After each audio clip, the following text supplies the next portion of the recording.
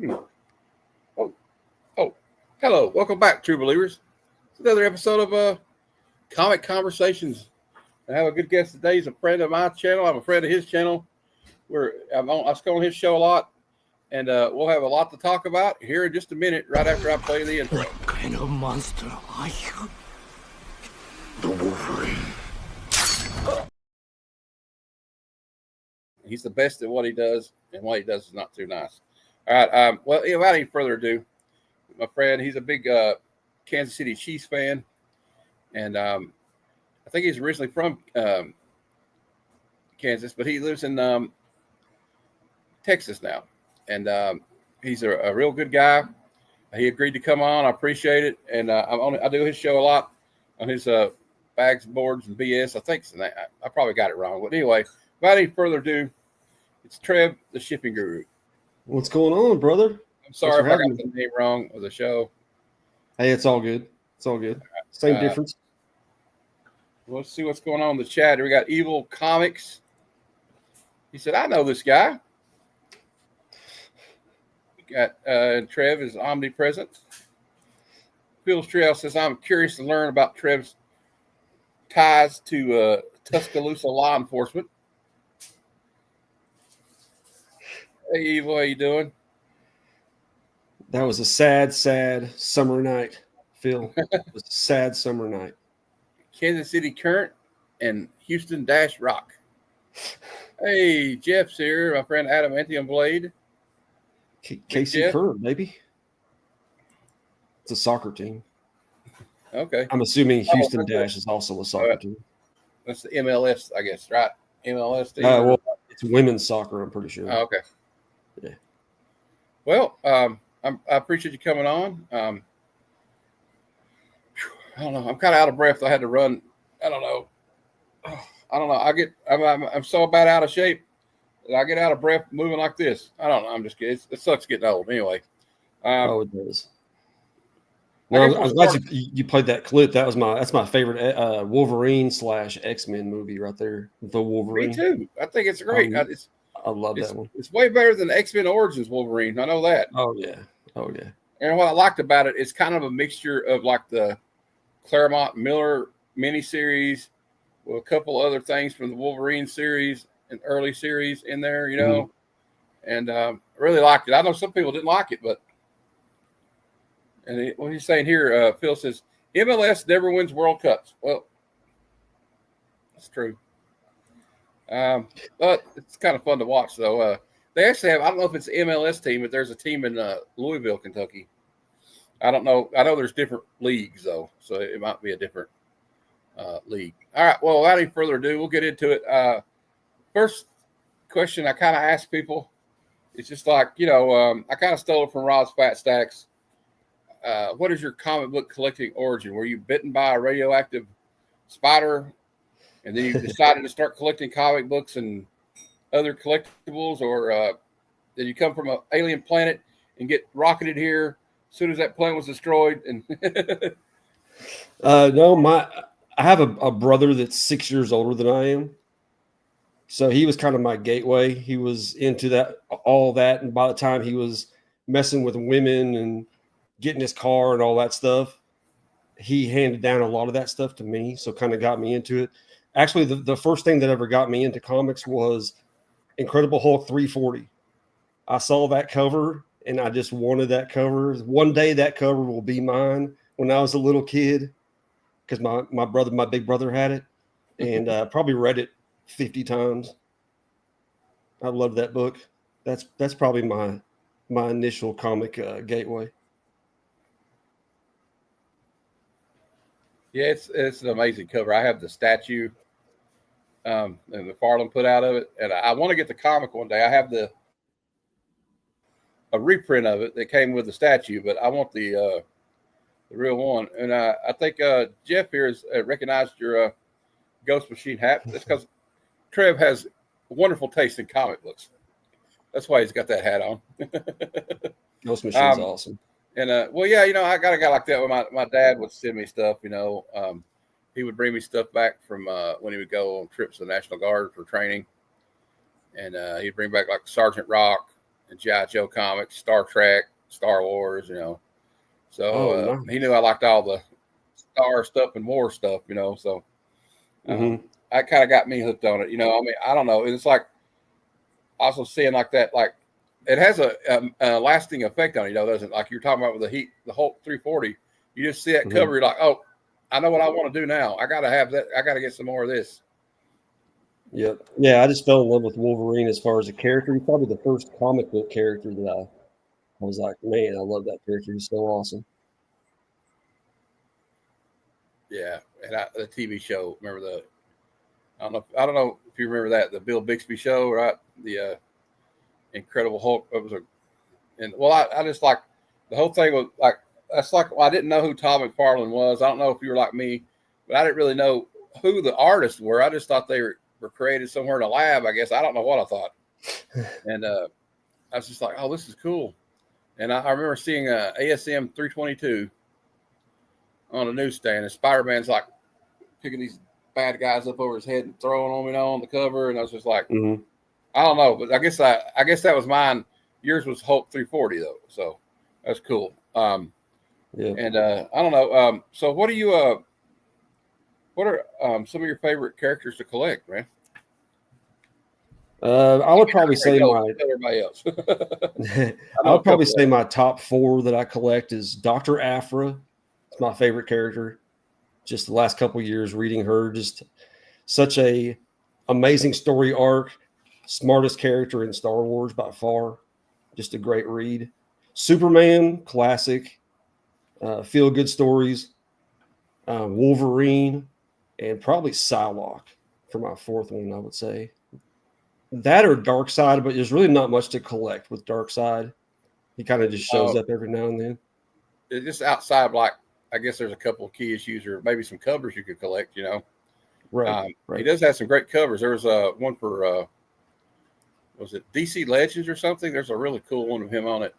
That one. And I used to have that one. I sold it like a fool, but I've done that a lot. There's a lot of stuff I regret. I got a few Mark Spears I'm kind of regretting letting go of. Not the one I got you because I have 3 of those. I had 3 of those, but so when you so like, are there certain artists like you like to collect? Like if you see a cover, like even if you're not reading it, like I'll do this with like Jenny Prison or J. Scott Campbell or Adam Hughes. Even if I'm not reading it, if Adam Hughes has got a cover at, I'm going to at least try to find it. Yeah. I'm that way with Jim Lee, my favorite artist of all time, J. Scott Campbell, Jenny Frison, and Dan Mora. Those are my top 4 that I always look for their covers. They're all great. And, you know, Jim Lee, I think he draws one of the best Superman there is. And that's saying something because we're talking about guys like I think he should be like up there with at this point. I don't know what you think. I'll ask your opinion on it. But I put him up there like, and maybe I'm going to get some flack in the chat for this, but I put him up there with Kurt Swan and Nick Cardy and Neil Adams and some of the stuff. Neil Adams. I thought you were about to say Neil Adams. Yeah, you knew I was going to say that. I'm hunting for that Superman 233 right now. Matter of fact, that's my new obsession is like silver and bronze Superman. I guess it's an expensive thing to be looking into, but that's where I'm at right now. I guess that movie kind of, regardless of how you feel about it, it still has reignited my love. I mean, I still love Superman, but like you're watching the movie, you're like, you know what? Now I remember why I like him so much now. So, and I got to meet Dan Jurgens, you know. So they nailed a lot of right in that movie. There's a lot of stuff that I can nitpick, but a lot of it was done right. It's not as far as Superman, his attitude. Yeah, it's not perfect, but you know, there's a few films that are perfect, really, if you think about it. Right. I've seen a few, but we won't get into that. But I don't know. I don't know. In the last couple of weeks, I'm like, I don't know if I've been doing the interviews right. I feel like I'm like, I don't know what I'm going to ask, but it's probably just because I'm winging it, you know. So is there any you collect any action figures or anything like that? Or No. Throughout my childhood, though, I had an insane collection of G.I. Joes. I I probably had 95% of everything that was ever made. My parents spoiled me, and I really didn't collect anything else but GI Joe. So I just That had sounds like me. I had like a couple of everything. Transformers and He-Man, but mainly it was like 80. I mean, I'm probably thinking like 70%, 80% G.I. Joe because I was just obsessed with G.I. Joe. Yeah, I know we pretty got that much. a lot in common, Yeah, we have Air Force Base here. Kind of, it might be kind of the same story as you, but I had a family member that would get me comics also from the Air Force Base because we always knew that the military comics, like the Air Force Base, is I don't know if that's the same there, but here they were kind of strict on what they sold. It was like all military comics and like Yeah. Superman, like the basic stuff. There wasn't any wild stuff there, so that's how I would get my GI Joes through him, and yeah. Did you have the Sky Striker? Yep. And, Yeah, the I had Dragonfly. Yeah. I have the Sky Striker still, but it's like gutted. All the canopy's gone. The ejector seats are gone. The landing gears broke off, but I know you can find parts for them. So I'm hoping like maybe restore it like it's a 57 Chevy one day or something. Mm-hmm. Yeah, we had a separate garage in my parents' house, and I had the USS Flag in there. Oh yeah, you know what? It Parents were was so like, "It's big. too big for the house. We Got to used to have to keep it put it on the outside." patio. We used to put it on the patio Mm-hmm. because there was It no was the room best outside. outside because you had the yard, Yeah. and yeah, Well, I used to take remember the whale? Yep. It's like the hovercraft. I used to take it in the hydrofoil, the Cobra one, into Oh, the hell pool. yeah. We had a pool, and I would just like because it would float unless you got water in the top of it. It would float. Yep. The USS Flag was like a piece of furniture. If I ever could afford another one, Trev, I don't know. I'll throw this idea. It was like I think it was 8 feet long. I want to Yeah. say. I'll see what you think of this idea. I thought about maybe getting one day if I could afford it, and like putting it on a mount, where it's a little bit higher up, Mhm. and then it could be like a coffee table. It'd be a large coffee table. Yeah, it'd be huge. Oh my gosh. I don't know. I think it'd be great if I had the room. Of course, like I said, I think we talked about this earlier. We're like, if I had the money, I'd do this or that. I'm like, well, if I won the Powerball, the house would look like a toy and comic book museum. So, Right. Right.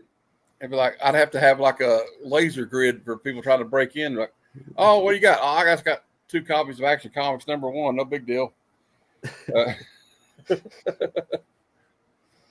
Yeah, that would be stressful owning stuff that expensive. Yes. You had Yes. at your house. You would have to either have a large safe or like a safe deposit box or just like a massive like James Bond type security system or something Mm-hmm. with armed guards standing. I don't know. And still, I don't know, man. But I mean, it's fun to dream, though, isn't it? It's never going to happen. But I'm still struggling. I'm trying to get a giant size X-Men 1. So I don't know about you, but I just want to have to save for. Yeah, that's not cheap. No, it's not. The Even true like, X-Men #1. that's what I say because that's when the X-Men really got going, right? When you had the team with Storm and Wolverine. That's my X-Men. Look, no disrespect to the OG X-Men, but those are my X-Men. That's what I grew up on, Yeah. And I don't know. We can talk about that a little bit too. Like, was it just? I don't know. It was just like one of those comic books where that one, G.I. Joe and Amazing Spider-Man, to me, and Superman. I always got excited about what was going to happen next. You know what I mean? Like, I want to read it. I don't. Sometimes I don't feel that excitement anymore, but like, I don't know. But there are books, and I'll ask you what your books are, like that I get monthly or weekly that some of them I fall behind on reading, but some of them I'm just like I'm reading as soon as it gets in my hands. You have any like that? Like Transformers is like that for me, Dr. Aphra, or when it just ended, but the Teenage Mutant Ninja Turtles Naruto, which is my favorite anime, that crossover, because it was such a perfect crossover after the first issue. They meld so well together because they're all ninjas. Yeah, that's perfect. It seems like none of them are OP with heaven, crazy right? powers. Yeah. I need to check that out. I might have to get the. I'm sure they'll have a trade or something come out eventually. I'm actually going to do a couple giveaways. I didn't do it this week because I had more stuff in my mind, but I think next week I'm going to do my 3-year giveaway stream, which was Nice. three weeks ago, actually. But I actually have, I think, 4 or 5 copies of the A cover, the whole series of the A cover. I'm going to give a couple of those away for sure. Awesome. Well, I'll be there. Maybe I'll get lucky enough to win one. You're lucky on my stream, man. I have been. I don't know. It's just sometimes I don't know. I guess if you enter enough of them, it's kind of like you're bound to win something. Like I'll do that sometimes. Like I don't know what not. I'll just go through their entering giveaways and see even if I don't have any money. Right. And I always look at it this way: even if I get a crap comic, at least I have a mailer that I can ship something in. I don't have to buy it anymore from Gemini, right? You know what I mean? Yep. I don't know. Well, hey, you mentioned the anime. What was the series that got you into anime? I know you're a big anime fan. Get this, when I was about 8 years old, my best friend was Korean, and I would spend the night at his house every other week. We'd stay up all night watching Dragon Ball Z, and he would literally translate what they were saying in real time to me. Oh, it's awesome. So I was very spoiled in that aspect. Got to see all the Dragon Ball and Dragon Ball Z pretty much as they came out throughout the 80s. Sweet. And I remember, like, my first memory of anime was a friend of mine was like, you need to watch this videotape. And it was they must have videotaped it from either they dubbed the tape of it or something. You know how you used to be able to put 2 VCRs and hook them up and then record something? Mm-hmm. And it was Akira. Nice. And I remember watching it going, on. you know, when you're used to like watching Super Friends and stuff like that, you're like, wait a minute. You mean they can animate like this? Like, that's like the first time I saw heavy metal. You know what I mean? I'm like, the first anime I ever saw in English was Nausicaa and the Valley of the Wind. Oh, okay. I don't know if anybody ever has seen that. Great story. We got not near mint. Rob says, Trev looks old enough that I would have thought he would say Macross or Legend of Galactic Heroes. Well, I'll tell you, the first show that I remember coming home from school and watching after school every day that I was hooked on was Robotech. That's my first love is Robotech as far as in anime. Look, what he said, Rob said, I used to sell bootleg Dragon Ball Z to college kids back in the late. That probably ate that up. I heard a funny story. When I was my senior year of high school, I was 18. And, you know, remember the old infamous parental advisory sticker they used to put on like gangster rap albums? So there would be kids that couldn't get it because they weren't 18. So I would just like do a bunch of dubs of like Dr. Dre or Snoop Dogg, Tupac, and sell them for like $5 to the kids at school. I'm pretty sure. Don't tell Suge Knight. Well, he probably come after. Snoop will come after. I want my piece of that $5. Yeah, I want that $5. Give me my cut. It's $3 of it. Evil Comic says I was 8 and stumbled into an anime viewing room at a D&D convention. Ooh, well, that's a hell of a thing to stumble into. Right, being at a D&D convention is one thing. At 8 years old, I'm impressed. I got to be honest. Right, that's pretty awesome. You were a rebel. Robotech was cool. I love Robotech. They need to make more. Much like Trev, I love Robotech, and we had a Japanese kid who recorded Macross on Japanese TV and showed them to us. The folks in those cities in episodes 1 were definitely not evacuated. Right. Christina Payne, mod extraordinaire. How you doing, my lady? Good to see you. I had mentioned Star Blazers. Yep, Star Blazers. That was another one I used to watch. I'm more like up to date with the movies though. Like I remember watching stuff like Fist of the North Star and Vampire Hunter D. Yep. Ninja Scroll is one of my all-time favorites. That movie's just dope. And what's the one? I'm sure you can probably tell me, but I'm just bad with names sometimes. But there's one like they're like space pirates, and the guy's like, I can't remember the name of it, but he was like Oh man, you know what I'm talking about though, don't you? yes. I just can't remember the name of it. I just thought that was so Oh, sick. shoot. Hey, Kenneth Bird in Virginia. Yeah, we're me and Kenneth are neighbors. I live in Kentucky. Where I live in Kentucky, we border Virginia. So we got Christina dropping links for Trev. Is it Captain Yamamoto? Yes, I think that's it. Yeah, I think it's Captain Yamamoto, right, Mike? If I remember right, man, it's amazing. You think about it. I don't know if your mind thinks this way, but I think the 80s were like 20 years ago. I know I'm still in that mentality, but then you like think about it, you're like, holy crap, I can't believe I'm this old. Yeah. I like Cowboy Bebop too. Cowboy Bebop, yes. Kill the Kill. Both great. Yeah, we need to get my friend Jeff to 100 subs. He's closing in on it. And if you're not sub to me because I need to get to 500. I got 3,000 watch hours, so it's a race to 500 before a year ends. What do you have right now? I have 473. Need to promote you. Garen Lagoon. I have not really watched. I've watched a couple episodes, but not really. That's one of the few anime. I've watched a lot of anime in my life, but not that one really. Oh yeah, another one I used to love I still love is Ghost in the Shell. Ghost in the Shell. That first one especially. I don't know if I care for the second one that much. It's kind of like sometimes they do a sequel. Like I don't know, I didn't care for it. Like the Vampire Hunter D2. Mm-hmm. It was all right. But did you watch the live action Ghost in the Shell? Yeah, with Scarlett Johansson. Scarlett Johansson. It was right. Yeah. Not really much of an adaptation, but they did their own thing. Yeah, not really. It wasn't much of like the. They tried. An attempt was made. I don't know, but it makes me wonder if there will ever be like a live action attempt at like, like Akira or something like that. But I don't know how they would.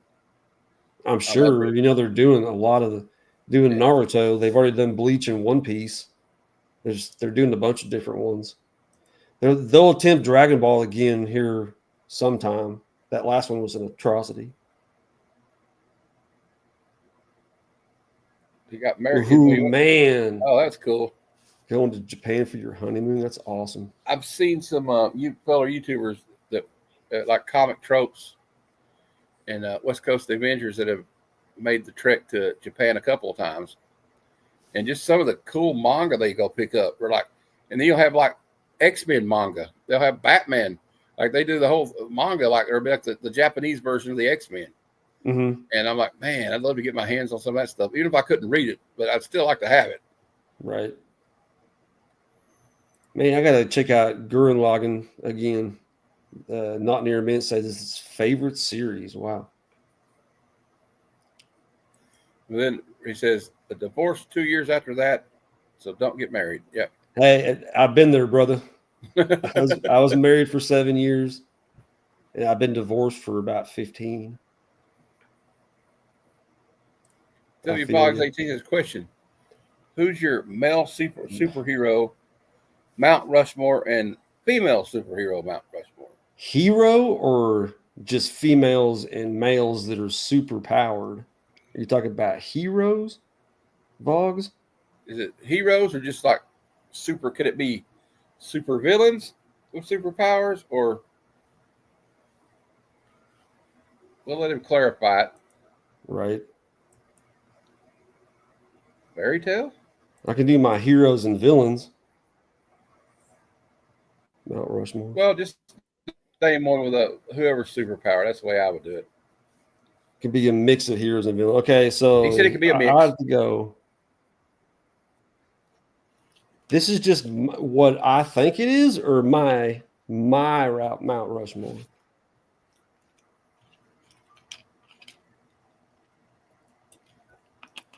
Because then I'd probably think it is. You're Superman, Wonder Woman, Superman, Wonder Woman, Wolverine, and that's heroes. We'll go males. We'll go Superman, Darkseid, Wolverine, and Omega Red. And then females, Dr. Aphra, Psylocke, Wonder Woman, and another female. Probably Harley. That's a good one. Yep. I would say for me, I guess I'll answer it too. I don't know. Well, I mean, if the Mount Rushmore, I don't know. It's kind of hard to not pick Superman. It's also not. It's kind of hard not to put Batman on there. And then I would have to go with Spider-Man and Wolverine. See, that's what I think the heroes Mount Rushmore is. Oh, I right forgot there. Captain America. I got to put him on there. Can we put 5 on there? Well, I'll just let him be the statue of Geronimo, right? At the all right. This is He not needs- the wall of the he needs Hokages where it he keeps needs on his own expanding. mountain. Me, he needs his own mountain. Captain It's America. like for God's sake. in Naruto, the previous leaders of the village is like Mount Rushmore in the cliff. Yeah. But by the time the series is over and Naruto becomes the leader, there's 7 of them. You know, it starts out with there's like 3, and then at the end there's like 7 of them up there. You're just like, John, I Okay. thought you were a mod. I'm going to fix that situation. what up, JSS? Yeah, JSS, I'm embarrassed. I thought you were a mod. Let's just fix that right now, though, right? JSS, I'm embarrassed. If it'll let me. Well, I'm sorry. I'll have to do it later. But should have been. He should have been. All right. Anyway, we'll do it later. Sorry about that, JSS. I thought you were a mod. I don't know. Anyway, I go off on a tangent. Now, the female, I would say Wonder Woman, Rogue. This is just me personally. Harley Quinn. And I'm trying to think of another female character I like. I was trying to balance it out between Marvel and DC, but it's kind of hard to. DC's got so many great ladies, so I have to pick Catwoman. Throw in Vampirella. I know she's real fucking popular. Oh yeah, Red Sonja. I forgot about Red Sonja. Well, W Vox 18 says my male Rushmore is Batman, Deadpool, Superman, Wolverine, female Batgirl, Barbara Gordon, Batgirl, Wonder Woman, Black Cat, Catwoman. No You Phoenix. put 5 of them. I like her though. I like Phoenix, but I kind of like Storm. Actually, I like Kitty Pryde better than both of them. I don't know. It's just me though. Yeah, I was never really I mean, she's a hot redhead for sure. How can you not like that? But just as a character, she never really, I don't know. Yeah. What I liked about, I don't know what your opinion is. I'll ask your opinion.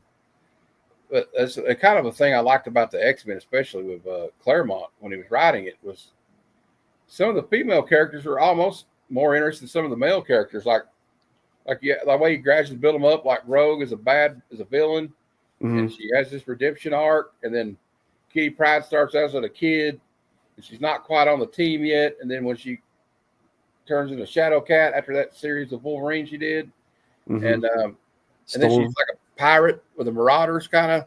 I just like Yeah. her story arc, you know. Jace, Yeah, one thing about the X-Men is they really didn't have any they didn't take any breaks on what they could do. They pretty much just threw a lot of different concepts in there. That's what I Yeah. loved about it. no Squirrel Girl, gentlemen. Yeah, no Squirrel Girl. I don't have no problems. I don't have a problem with Squirrel Girl, but no, she's not on the list. Lame. I have a problem with her. There you go, Trev. Let him have a rant on it. Just go off on him. Yeah, I'm gonna go JSS. I hate you. I can't believe you brought her up. No. Start We the know drama. who. I know who W Vox 18's favorite character is. It's Jeff the Land Shark. Oh my gosh. I'm just kidding. It's not. He hates him. Hey, Jean Malo. Yeah, I don't know why I keep letting that bother me, but I thought that John was a freaking mod. I don't even know how to YouTube right, apparently. Don't know how to. Okay. Well, anyway, I guess I don't get hung up on that. So, are you Well, I know you're a fan of movies. What would you say? Here's a tough question. What is your all-time top 5 like Desert Island? Like if you could only keep like 5 physical copies of a movie, what 5 movies would it be? Well, my favorite movie is Kill Bill, and I include both 1 and 2 as one movie. That counts as one, in my opinion. It should have been just one whole movie. Tombstone, Oh yeah, Predator, Man of Steel, and Spaceballs. that's a good list. Speaking of Predator, here's how big here's what we have to do to all. Here's how the mosquitoes in Kentucky are so big. This is what we have to do to them. Knock, knock. Yes. So many one-liners. Oh my god. Yeah, I know. I like the where he's like, that son of a bitch is dug in there deeper than a Alabama tick. I can't wait for Spaceballs 2. Hey, man. Steve, we just saw. Yeah, we know Steve White. How you doing, Steve? What up, Steve? John Melossi, you love Spaceball. I just like Mel Brooks in general.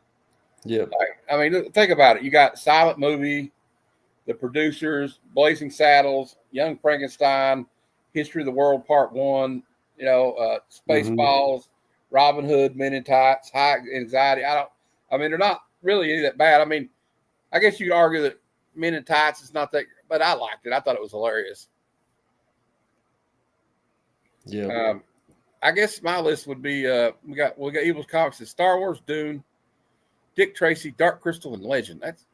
Are you saying like all the trilogy of Star Wars, the trilogy of Dune? Way to cheat the system. I have a weird list myself. True Romance. Oh, you just watched that, didn't you? Or no, Yeah. they watched that on Fable. On Fable, yeah, but I watched it before they did their show. Then I have to go with actually I gotta go with another Tarantino written movie, Pulp Fiction. So that good. movie's just like I remember watching it. It like changed the way I looked at cinema. Right? Just because of how it was cut up. Yep. Fight Club. Nice. And I'm running out of thoughts here, but Fight Club. You know what's funny? None of them are like superhero movies. Then I'll say Empire Strikes Back. See, I'm not going to cheat and use 3 movies. Right. Empire Strikes Back is almost the perfect film to me. And then I guess I would have to go with this is kind of I don't know, you might have seen it, but it's got Matthew Lillard in it, and I'm kind of a punk rock kid, so I have to go with SLC Punk. It's a movie about these punk rockers in Salt Lake City, and it's hilarious. Really? Yeah. I don't know if I've ever seen that. I'll send you a link. Well, not a link to it, but What was it? 90s? Description of it or whatever. It was made in like 99. 99. And it's got Matthew Lillard in it, and I can't remember the other kid's name. And it's got a young who's the guy? You know the show what's the name? Shrinking. You know the show I'm talking about? Oh, Jason Segel. It's got a young Jason yeah, Segel in it. Okay. Yeah, Mike's never seen it too either. Interesting. I wonder if it was like just a small market release or something. It was like I think Sony Classic Pictures. Well, here I'll put hold on. Let me Or he's saying what never seen. I don't know if he's saying that I've never seen it or he's never seen it. I don't know if he's like what Trev's never seen it or I don't know. Either way, here I'm gonna do this. Just I don't know. I'm not going to play it, but because I probably can't get away playing it. I'm on Wi-Fi, so it would be damn near impossible for me to share it. About last time I tried to share a trailer on this channel, it dropped me out of the stream and I had to come back in. Really? All right, but I'm gonna put it just my Wi-Fi. I guess I need to get wired, but when I move, I'm setting up my real computer that I have a actual PC. I figured I just got this PC from a friend, but we were like moving in a month. I was like, what's the point of hooking all this crap up? I'm going to have to move it eventually. So, but here's the, I put it in the chat. It's the trailer for it. and I'll put it in the private chat, Chair, if you want to watch it later. Okay. I don't know. We got off on a tangent about SLC Punk, but it's got a great soundtrack though. It's got like a bunch of like the 80s like bands on it, like Minor Threat and Suicidal. I think Suicidal Tendencies is on it. Iggy Pop, and it's kind of a cool soundtrack. Huh. Yeah, the end of an era right there for music almost. Yeah. Like, all those bands like the Circle Jerks and the Vandals and stuff like that was on it. Yeah. Yeah. J.S. Brooklyn, that's a good movie. Are you talking about Repo Man with Emilio Estevez? Because that's a good movie. I love that movie.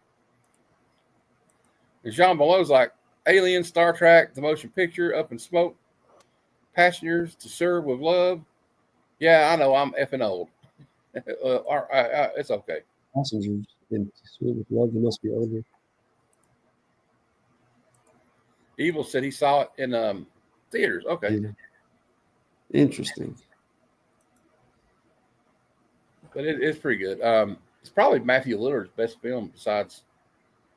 I don't know if he's really good in Scream. The only thing I can remember from Scream was him like, I'm feeling a little bit woozy here, man. And he was Shaggy, so I mean, I guess he's not that bad. I don't know. It depends on how you take the movie. Movies. All right. I don't know. If anybody's got any questions that they want to shoot to Trev, feel free to. But okay, let me ask you here's a good, interesting question. I don't know if it's interesting, but I kind of ask everybody. So, what was the what made you decide finally, like, you know what, I'm going to start my own YouTube channel?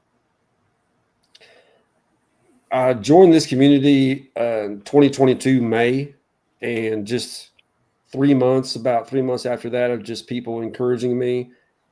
Most of them had channels like Brian LCS, the Blasters at the time, Reggie Collects, which those last two don't have channels anymore, but they just encouraged me about just no expectations, just get on, do what you want, have fun with it. If you want to show off your books, and just build a community basically of people that think alike that you can just build friendships on, was my goal, I would say.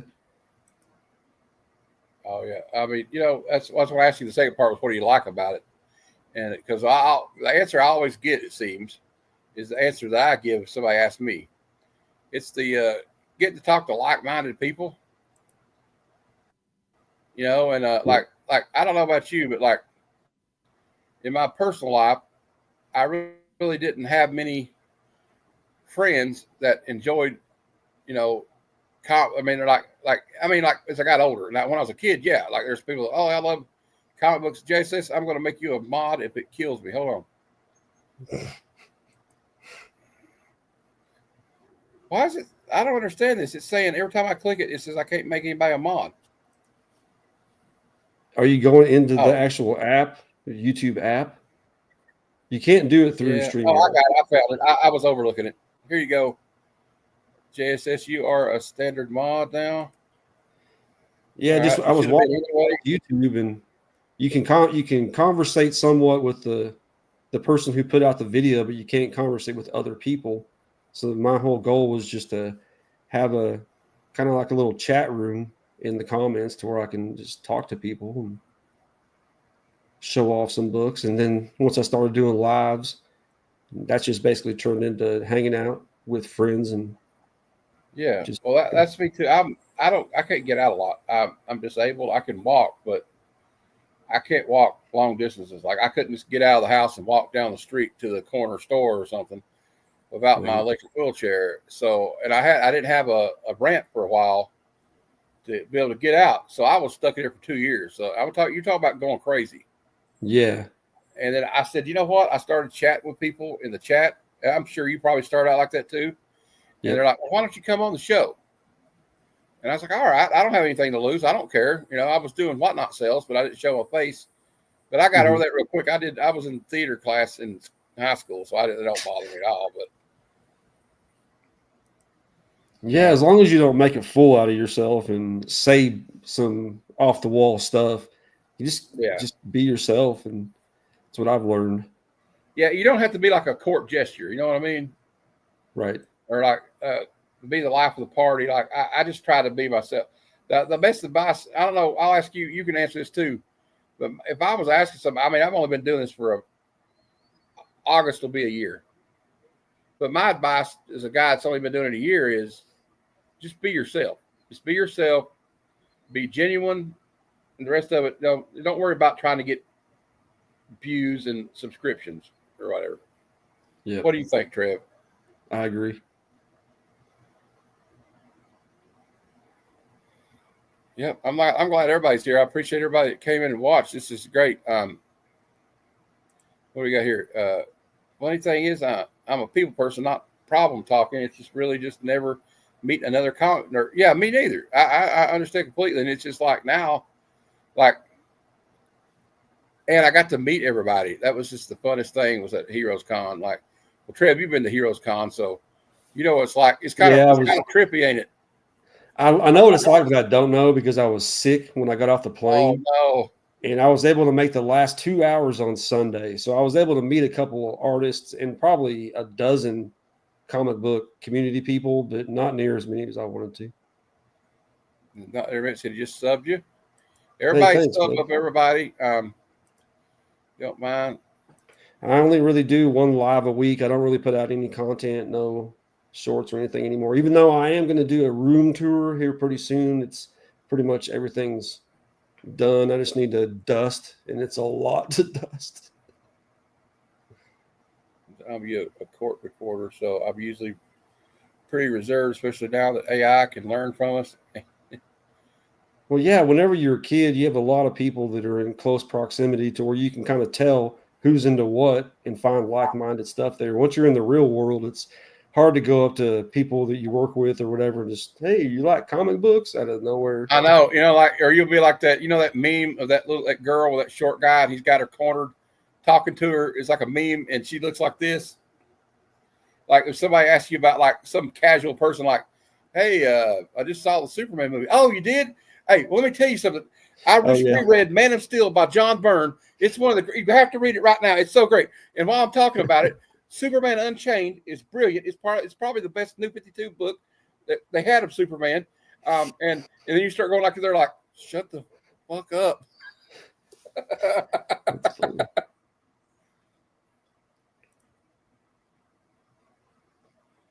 And Phil's Treehouse says, I'm going to start a new channel and imitate JSS the whole time. Wow. Okay. It's going to be a great channel.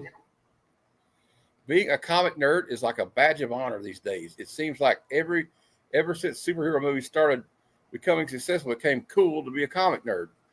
Also, I credit the show Big Bang Theory because then they always showed these guys, they were nerds, but they were collectors. And like, I remember watching the show, and I know some people don't like the show, but like, I really loved it. And just the fact that like they're having those conversations, though, you know what I mean? About like they're talking about, or like, that's why I love Mallrats so much, because we did ask stuff like that, like Brody and Mallrats, like, can Mr. Fantastic stretch everything like that? Oh, for sure. I'm there now, right, working for a government. I have to be careful not. Yeah, I'd say you do if you have like a government contract or you work for like the federal government. And Jess Brooklyn's complimenting your hat too. They have a new one. This from Steve White. He's in the chat. He got this. Steve. This is straight from Canada right here. They have a new one out I want to get. It's like a trucker hat though, or like a mesh. It's mesh in the back. I'm probably going to order it when I get paid. So fans are a big thing. Nowadays, people wearing Star Wars shirts and have no clue. Yeah, it's kind of like you see somebody wearing a yeah, I know you don't. It's kind of a cliche thing to do now, but like I'll see somebody wearing a Tool shirt or Nirvana. I'm like, name 3 of their songs. Oh, for sure, for sure. No, one of my buddies that I actually work with, he comes up there and works one night a week with us at work. But he has a side gig where he buys storage lockers, and he sells a lot of, and he mainly buys them off of old clothes. And yeah, I imagine a lot of those people, a lot of these young people buying some vintage shirts have no idea what they even are. Got to be You know, edgy. also the vintage T-shirt thing is a big thing now. Some people just buy vintage T-shirts. Like I'll see somebody wearing a Jeff Yeah. Gordon shirt. I'm sure they don't know who Jeff Gordon is. They just thought it was a cool looking shirt. Yeah, Steve, I love that part. Where he's like Fun with Flags. He had his own YouTube channel. And he's like, "Welcome." And he didn't know how to do it right though. He's like, "Welcome to Fun with Flags." Yeah. Do we have any questions for Trev, guys? It's okay if you want to ask a question. But I really appreciate you coming on tonight, man. I had fun. I know it, like I said, it's like not very like structured, right? We're just bullshitting. So I just kind of like, I do ask a couple of questions, but that's the way I like to do it. If you got any comic books that you asked me earlier, I told you you didn't have to though, if you don't want to. No, I didn't grab any really. All right. You don't need to, but I always like the, are those stickers behind you, the Superman, or those like Over here? in the frame? Yeah. No, that's it's a metal. They're punched out of metal. So it's just a metal board. I got it at Hobby Lobby. It was like $10 or something.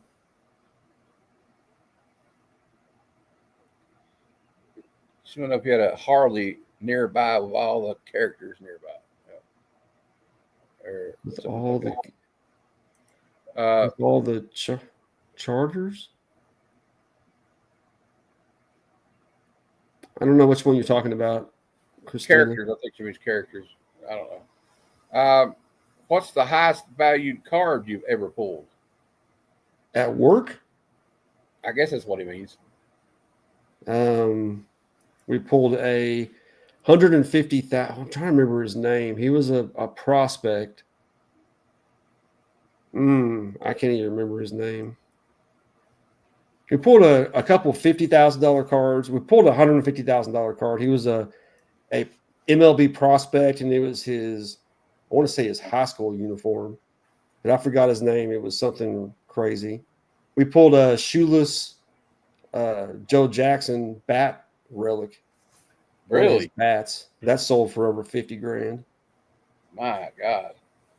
Where did they get a hold of that at? I wonder was it like a piece of like a splinter of it or something?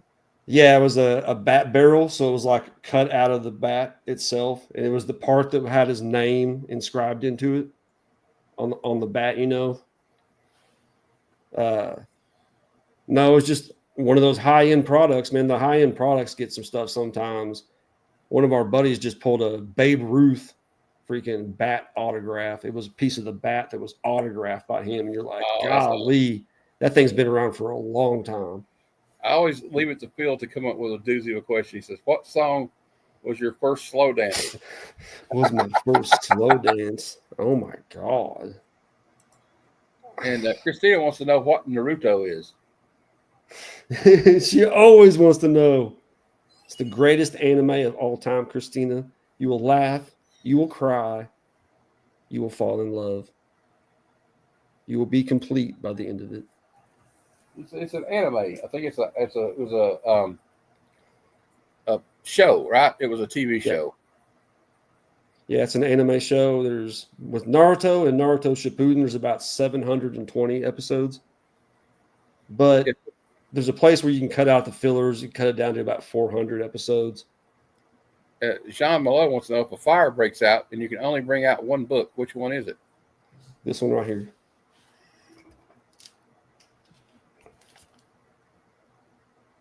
Dr. Aphra. This is a sketch cover, and it's done by Tamamichi. Yes, Tamamichi. I'm like, went brain dead for a second. He actually draws some of the Star Wars cards in their sets. So he's a Star Wars Topps artist, and he did this sketch cover. That's awesome. And Phil wants to know if you've ever depreciated non-taxable items brought forth from the previous tax year. We can't say that on here, though. We don't want the IRS coming after us. Yeah, what are you trying to do, Phil? Are you wearing a wire, Phil? He's a plant. He's a plant. Yeah, Dr. Mint says, Trev, is there a comic you're still saving for that has eluded your grasp? Well, for the last 3 years, I've been on the hunt for every Dr. Aphra cover / variant, her series or not her series. And there's two of them, two Dr. Aphra #1s that are kind of a little too pricey for me. I have her first appearance 1 in 25, which is her most expensive book ever. So I got that out of the way.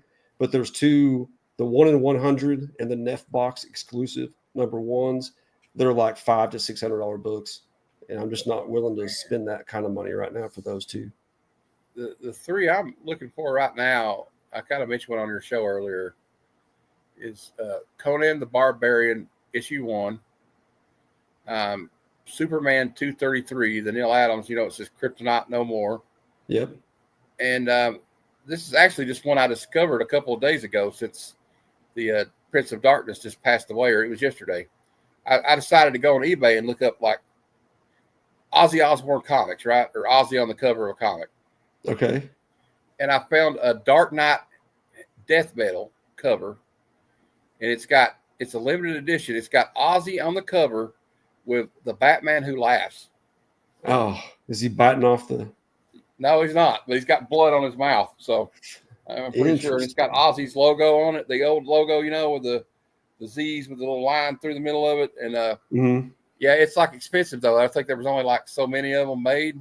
I'll send you a picture of it later because it's really awesome. There's a good question. I used to ask this. Evil's Comics wants to know, what was the first comic that you can remember buying with your own money? Transformers #1. Oh yeah. Matter of fact, Robotech, my love for Robotech led me straight into Transformers, even though, they weren't piloted. They were automatons. But right there, I was like, this is kind of up my alley. And it's a wonderful cover. Just look at that cover. I mean, this is a lower grade copy. I'm going to upgrade eventually. But I'm just happy to Technically, have it. It was like 1, 2, 7, and 8. Those are the first 4 that I bought at the same time.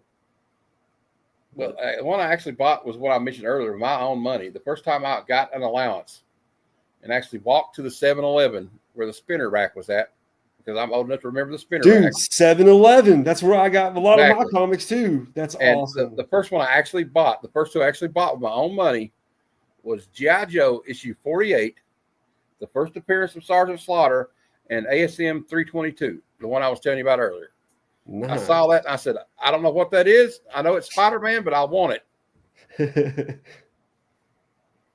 Nice. Christina Payne says the one that had all the Harleys on it from the different eras, and the person made a Superman and Wonder Woman. Yeah, there's a Batman one too. I know what she's talking about. Remember the variants where it had all the different versions of Harley Quinn on it, and they made one of Superman like that, and it's got like got multiple. I think that's what you meant. I don't remember that for some reason. I can't think of that. I'm sorry, Christina. You got to DM me if you got a picture of it. Transformers, Robotech. The New Generation was my favorite. The New Generation was the best Robotech, I agree. Just because it's that ragtag group. Kind of like Rebels in Star Wars, the Rebel series. Got a ragtag group. Everybody has different personalities, and they're all trying to, have the objective.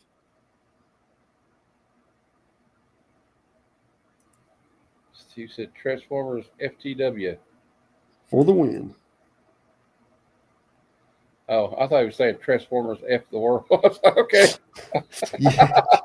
Transformers F the world. That's funny.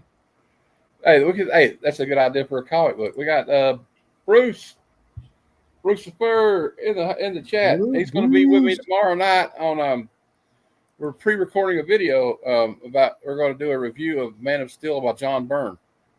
Oh, and, nice. We just got through reading it. I reread it and it still stands up. Still holds up, I think. The 6-issue miniseries, is that one? Yeah. I need to read that again, actually. I have that. I haven't read it in so long. It was like actually my first introduction to like the origin of Superman was that, because I saw the movie, so I knew that he was from another planet, but I never read it like backstory of him, and I just, and it's some of those old characters. I don't know. This is a good question. I don't know what you feel about some of these older characters, like the Golden Age characters, can be kind of intimidating to start collecting, like Batman or Superman or Captain Marvel, because Shazam, not Captain Marvel, but Shazam, right? Because they've been around so long, and some of the books can be so expensive, Yeah, the way I look at it, if it's before 1970, I'll just get it in a trade or omnibus. Do you have a favorite Transformer? Starscream.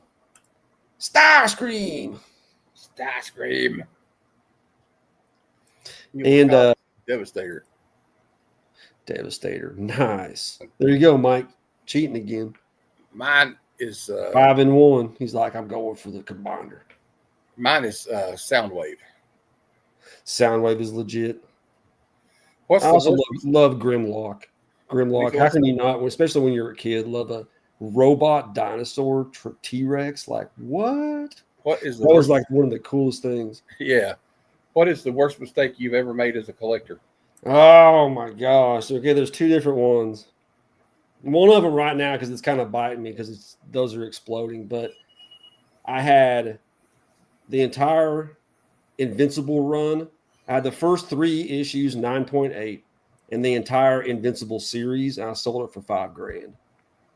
And that number 1, 9.8 alone is probably $5,000. And Invincible, like, there's books in the 70s and 80s that are just exploding right now. Yeah, no. But either that or I sold Hulk number 1 for $400. This was in 2001, but I bought it for $15. It was my greatest buy ever, probably, but it was also, I shouldn't have sold it, especially not for that amount. But I was getting married and it was like liquidation. The wife was like, get rid of it. Yeah. It's probably worth about $1,500 to $2,000 at the time. I have 3 big regrets. One of them's out of my hands. It's not my fault. It was kind of an act of God. But the 2 that are my fault was one of them. I remember going into a comic shop around 2004 or 5. I can't remember which. And I saw a copy of Ultimate Fallout number 4 on the shelf. And I'm like, what's this? And the guy said, oh, that's the new Spider-Man. They're killing Peter Parker. I was like, fuck that. Peter Parker's my only Spider-Man, blah, blah, blah. So I didn't pick it up. And now look at that book. And then the other one I regret is I had a copy of, and I don't know if everybody will know what I'm talking about, but for Dave Stevens fans, you will know exactly what I'm talking about. Planet Comics issue 1. It was a near mint copy. I sold it for $100 freaking. Ooh. It was like I was just starting out, and I'm like, oh, this one's interesting. I got my uncle's comics who had passed away, and I was selling stuff for mom. But if I'd known, I would have kept it and got it graded. Oh, yeah. And the other one that's out of my hands was I had like Spawn 1 through 150. I had the whole run of G.I. Joe. I had every ASM that Todd McFarlane and Eric Larson and Mark Bagley had ever drawn. Not to mention a bunch of like a big chunk of the 80s and 90s Uncanny X-Men. Somebody broke into my apartment and stole all of it when I was on vacation. And it was probably a bunch of, pillhead neighbors because I live in Kentucky. We used to have people we used to call the Beverly Pillbillies. And so they probably sold it for a couple of pills and didn't know what they had. But I mean, that was easily probably 2005. I mean, think about the low print run Spawns that are in that. And they also stole my Neo Geo and my TurboGrafx 16. Wow, that's rough, man. Yeah, I quit collecting for a while, right? You know what I mean? It's just like that was like one of those things where you're like, fuck it. What's the point? I think the biggest mistake, but partly due to comic shops, but biggest mistake would be waiting to read indies for so long. Okay. Yeah. I understand that for sure. Yeah. I mean, I don't know about you, Mike, but Image in the 90s was huge with me. Mm-hmm. So I guess if you can consider Image indie, they're not really anymore, but they're kind of like the big 3 now at this point. I think they're kicking Marvel's ass and DC, but that's just my opinion. But yeah, you know what I regret too is a little bit of that because I just discovered like I've seen these before, but I'd never read one, and I actually liked it a lot. And then like some of that old Eclipse comic stuff is pretty remarkable. And the old Dark Horse and then Kitchen Sink Press, I like some of that indie stuff. Valiant. Yeah, they will tell you that. And some of them though, you can find some diamonds in the rough with those indie comics because a lot of them are short print run, like the Crow. If you have a Crow #1 by Caliber Comics, you got something. I know that. Image doesn't own their property, so it is indie. That's true. Technically, I guess. Yep, that's right. A lot of people don't, though, Mike. I guess they don't. But the one thing that's great about Image that's the other two will never do is they will allow creators to have their own imprint, their own publishing company. Like, so let's say you got Robert Kirkman's got Skybound, and Jeff Johns and all those guys are on Ghost Machine now. And you have they give people like, they're like, okay, I got an idea for it's kind of funny. They're kind of like Stephen King is with a book, you know, like Stephen King's like, this next story I'm going to write is about a possessed water bottle. Yeah, that's it. And there's a ceiling fan that's possessed. It's like that. Like you can just go into Image. I just got a feeling like you just go to Image and go, I want to make a book about a guy that gets superpowers by going on ayahuasca trips. You know, and they'd be like, you know what? That's brilliant.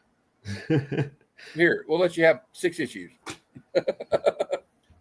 I can't wait to see this crossover coming up. It's been 30 years since we've had the two major publishers doing a crossover. Yeah, I'm excited to see it. I want the I think I know what cover you're probably as excited for the same cover I am.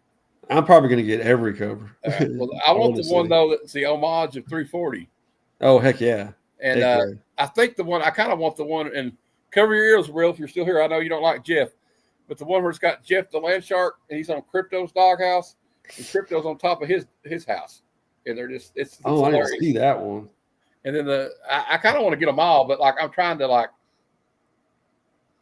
oh no, well, turn it back on, bro. For me, indies are smaller companies, but I do agree, Phil. Okay, well, yeah, but I like I don't know. I feel like Zenoscope's pretty cool. Antarctic Press. I don't know. I'm worried that some of these guys aren't going to make it though after this diamond thing. This diamond thing's threw a lot of monkey wrench right in the works, isn't it? Yeah. What Robotech back in the day was Comico? Yeah, Comico. Like this is what that was on. It was on the same publisher as Elementals was. Oh, Comico. nice. Comico, I mean. I used to call it Comico when I was younger. Right. Comico. But remember, they had Eclipse Comics, Malibu Comics, there's Dark Horse Comics. There's another one. What was it? Pacific. Was there one called Pacific Comics? I remember that. It was like I think it's the one that Dave Stevens drew those Alien Worlds for. All right, Steve. Have a good day at work, man. Or good night at work. Steve. Appreciate you, bud. Publisher OG Grindel. There we go. Right. You are seeing a lot of even people that work for the big two, you're seeing them allowed to go out and do independent projects at the same time almost as their main projects. So that's really, maybe they're just running out of people to do stuff. They don't have like a bunch of people coming up that can replace some of these people, so they're working overtime. I don't know. Yeah. Also, it seems like the day of the, back in the day, like you worked for the Marvel bullpen or the DC bullpen, you couldn't work anywhere else. That was it. Right. And now I notice there's you'll see guys like Joshua Williamson. He writes G.I. Joe right now. He's writing G.I. Joe, and he's writing Superman. And Jeff Johns was doing that too, and Jason Aaron does that sometimes. And I don't know. I haven't really seen Jonathan Hickman do that, but I don't know how James Tinian. I don't know how he keeps up with all the shit he has to write, man. I just don't understand. I'll tell you what, he does a lot for sure. He's probably one of the most prolific comic book writers. Him and Jeff Johns, I think, right now. And and then also Mark Waid, I think. And Mark Waid is like always doing a lot of heavy lifting in DC. Yep. And Yep. and then like at Marvel, I would say like Jonathan Hickman and Jed McKay do a lot of writing. I think McKay's like working on 3 series right now at this point. So I would say Jeff Johns and Mark Waid are my favorites. yeah. But recently, in that top 3 that's made it up there is Daniel Warren Johnson for writers. Oh my God, yeah. I like his art too, but his writing. Yeah. Where it's at. Do a Powerbomb. It went into my top 5 all-time stories immediately. That's You know what's great about that? And I think it's rare sometimes in some superhero books. Like I don't get that there. And I did like back in the day, like when Supergirl died, in Crisis on Infinite Earths, that kind of, I talked to Clip on Comics about this. It kind of like really made me sad. You know what I mean? I was like really bummed out. But like the one of the writers that this time period right now, if we go to the modern age that we're in right now, that can actually get me in my feelings is Daniel Warren Johnson. Like I read The Moon Is Following Us, and it's a very like heartfelt story, you know, and you're like, damn, that really hits hard. And Trish Forstner, who does the Feral book, it's if you can get somebody to feel emotional about cartoon cats or comic book cats, you know, you're doing something. right. What do you say here, Miriam? It's the big 2 don't like to pay their average creators. So that's why we're seeing so many artists from overseas and writers. Yeah, I've seen that too. Yeah. Zero residual. Yeah. Tiny and great starts. So finishes. You know, there's another guy like that too, and Donnie Cates. Donnie Cates will come up with a brilliant idea, and then like it seems like now sometimes he does, but sometimes it falls flat, and I don't know. Mirka, doesn't Mirka do mainly? I don't know. I need to read a non-romance. Does she write something that's not romance, Mike?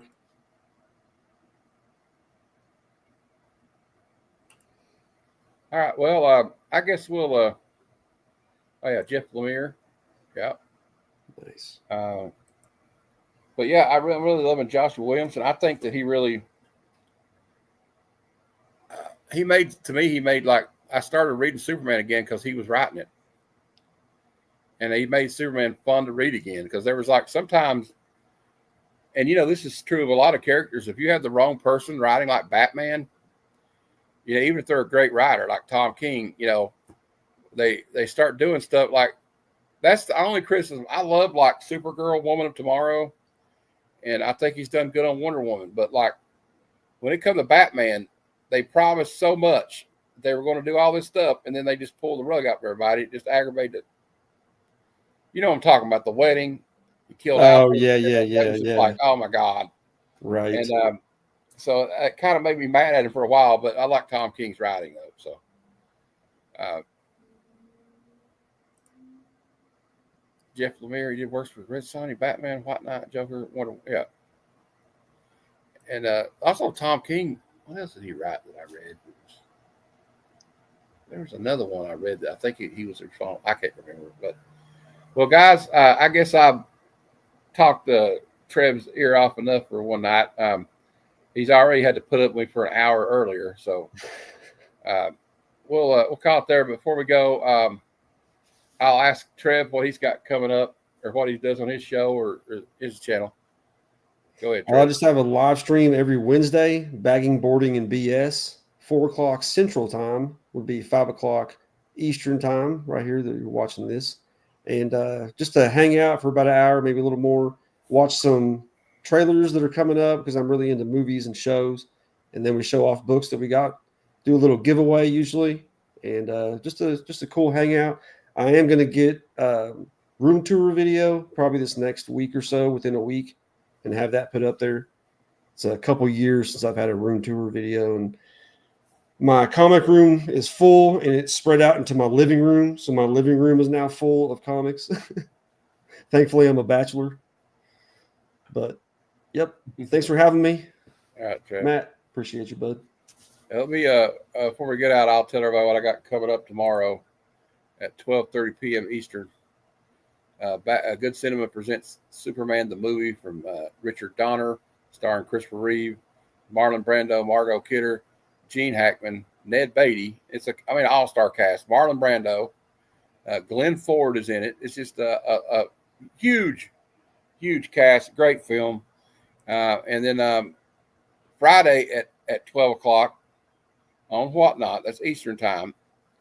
I will be doing this right here, the Beyond the Con for Whatnot. This is for the San Diego Comic Con event. I got those comic packs, so if anybody's interested in any, I'll have those up for auction. I won't bore you with the too many details with it, but anyway. And then be looking out for this video coming out this weekend. We're going to be reviewing Man of Steel. And what else do we got going on? Oh, and this is a good one. You'll like this one. Bad Cinema, Monday at 12:30, starring the one and only patron saint of bad cinema, Wing Wing, the 3-foot-tall Filipino action star from the 80s. And we'll be watching The Impossible Kid. Next week's Comic Conversations will be Tuesday at 8 p.m. Eastern. And next week's guest will be Dr. Doom's fan club. My friend, my buddy Stu, I met at Heroes Con. Nice. And then we got this Sunday, I'm all over the place, 6 p.m. Eastern, the Sunday Super Show Extravaganza. And that's where we do the trending comics of the week and the top 10, top 20, and new comic book day previews and all that jazz. All right, guys. Well, thanks for everybody for stopping in. Hey, man, the hot dog was there. Hey. What up, Manny? What's up, Manny? All right, everybody sub up Trev. If you're not subbed up to him, what are you waiting for? And if you're not subbed to me, why are you even watching? It doesn't cost anything. And don't forget to hit the thumbs up on the way out. It might help just a little bit. I don't know. We got to help me a little bit and try to get the word out, guys. I'm almost to 500 subs, and when I do, I'm giving away a comic book signed by Jenny Prison. Yeah. So let's get on that right now because we got to do that. We got to give that away, or I'm going to sell it to somebody. I don't want to do that. All right. Well, thanks, Trev. Again, I appreciate you coming on, man. I love the chat, everybody. You know, I don't really look at you as like viewers. You're my friends, so I don't look at it that way. I don't like it when these bigger channels just treat people like another viewer. You know what I mean? Because we're all friends here. But and as Uncle Stan always used to say, until next time, true believers, Excelsior. Oh, hold on. I about left the studio and didn't end it. Excelsior. Come, son of Jarrell! Kneel before Zod! Snoochie boochies.